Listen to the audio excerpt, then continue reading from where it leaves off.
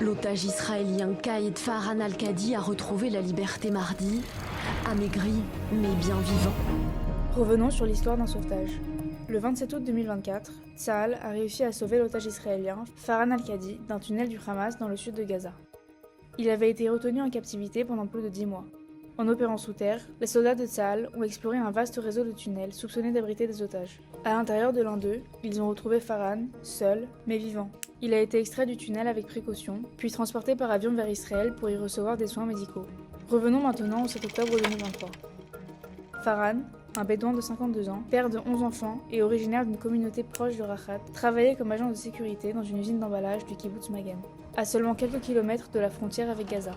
Ce matin-là, le Hamas a lancé son attaque brutale contre le sud d'Israël, tuant plus de 1200 personnes et enlevant 251 otages. Farhan a été kidnappé près de la communauté de Miftachim et emmené à Gaza. Pendant plus de 300 jours, sa famille, ses 2 épouses et ses 11 enfants ont attendu de ses nouvelles, sans savoir où il se trouvait, ni s'il était encore en vie. Au fil des mois, il a été déplacé d'un endroit à un autre dans Gaza, détenu dans des conditions souterraines extrêmement dures.